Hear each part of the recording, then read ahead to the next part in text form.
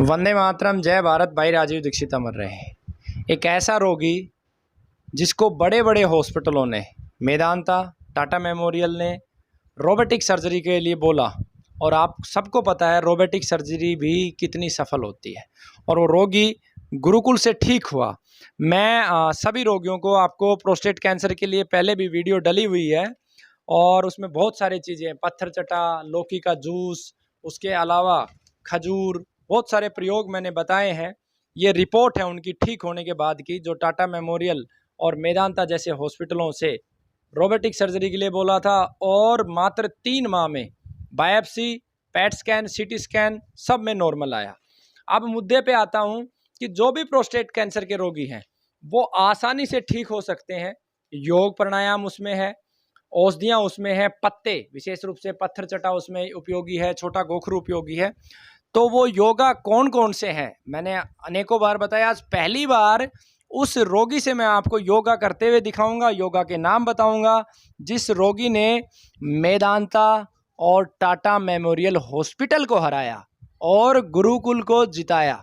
जी, सबसे पहले आपका स्वागत है गुरुकुल के इस यूट्यूब चैनल पे। आप कृपा और योगों के नाम और प्रैक्टिकली रोगियों को करके दिखाएं।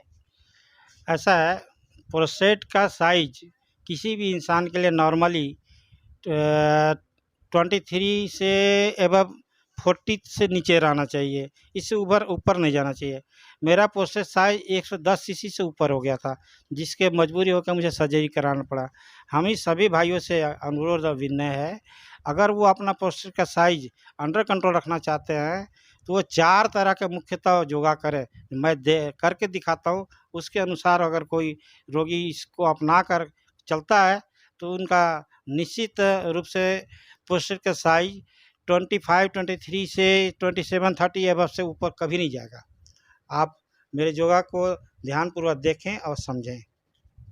मैं एक एक करके चारों योगा बताता हूँ। एक बार इसको दूर कर दें। पहला इसका नाम क्या है योगा का पहले का? Prostate exercise. Prostate exercise yoga 4 है, चारों आप बताते जाना, अलग अलग है, ठीक है। पहला योगा है, पैर को सीधा ऐसे करें, ऐसे करें, और इस पैर को बिल्कुल नीचे प्रोस्टेट के यूरिन के पास ले आएं और हाथ को ऊपर ले जाएं। ऐसे सांस को लेते हुए, अंदर की सांस लेते हुए ऐसे नीचे से ऊपर अंदर सांस भरेंगे और ले जाएंगे। ऐसे सांस को छोड़ेंगे, इस पैर को पकड़ेंगे, फिर इस क्रिया को दोबारा दोहराते ऐसे ले आएंगे, फिर ये लाएंगे। सांस नाक से ले रहे हैं आप? हाँ, सांस नाक से लेना है, सांस नाक से लेना है और नाक से ही फिर छोड़ना यहाँ है। पर ऊपर गया छोड़ेंगे, नीचे ले जाएंगे, सांस को भरेंगे, और इसी क्रिया को दोहराएंगे दूसरे पैरों से। इस तरह हुआ। हम इस हाथ को एकदम खुला छोड़ेंगे, ऊपर ले जाएंगे सांस को भरते हुए, और सांस को छोड़ते हुए इसको पकड़ेंगे, फिर सांस को छोड़ेंगे और फिर नीचे ले आएंगे। इस क्रिया को 3-3 बार, दोनों बार। ये पहला एक्सरसाइज है। एक्सरसाइज नंबर 2 दूसरा है, इस पैर को इस तरह खड़ा करेंगे, इस तरह, और इस हाथ को पीछे ले जाएंगे। जितना हो सके इस बॉडी को सीधा करने की कोशिश करें। इस हाथ को यहाँ रखेंगे और पीछे की ओर दिखना कोशिश करेंगे, एकदम स्ट्रेट ऐसे दिखना कोशिश करेंगे, और ये दिखने की कोशिश करेंगे। उसके बाद एक स्टेप और है, इस पैर को यहाँ लाएं और इस तरह देखें। इससे क्या होगा, इस पार्ट का, राइट साइड का यूरिन का फंक्शन जो है उसमें टेंशन आएगा और प्रोस्टेट का साइज को बढ़ने मिलेगा। इस तरह का पीछे बैक देखने की कोशिश करें, और फिर इसी क्रिया को अपोजिट साइड से इस तरह करेंगे। ये पूरा टर्न है, इस बॉडी को जितना हो सके इस हाथ को पीछे रखेंगे, ऐसे करेंगे। फिर इसका सेकेंड स्टेप, इस पैर को ऐसे करके ये ऐसे दिखेगा। ये दूसरा स्टेप है। तीसरा स्टेप, इन पैरों को यहाँ से ले आएंगे, हाथ को पीछे ले जाएंगे, सांस को भरते हुए नीचे ले जाएंगे, फिर सांस को छोड़ेंगे।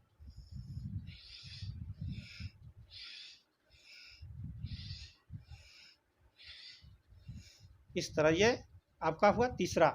और चौथा और लास्ट आपको करना क्या है, आप मंडूक आसन के ऊपर बैठ जाएं, इस तरह पूरा खुला।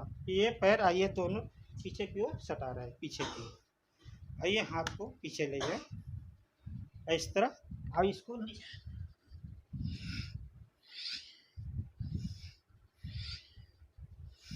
मतलब सांस को ऊपर लाएं तो पकड़ें, नीचे ले आए तो छोड़ें। इस तरह ऊपर लाएं तो सांस को भरें और नीचे ले आए तो सांस को छोड़ें। इस क्रिया को 10 बार करें।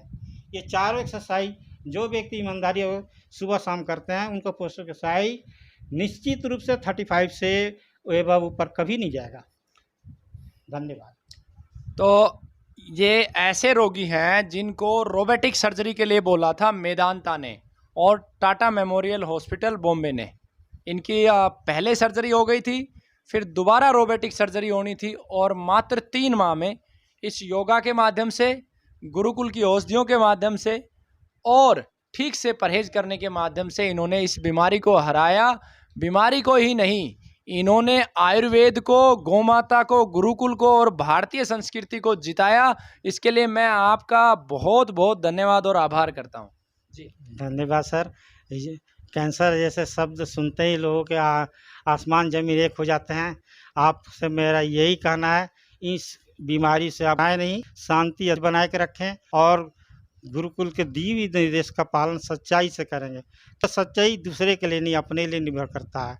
आप इनके द्वारा दी गई 3 बातों को बहुत बढ़िया ईमानदारी से फॉलो करें। इनके द्वारा कई बातें, योग, व्यायाम जो है, दूसरा परहेज और तीसरा दवा।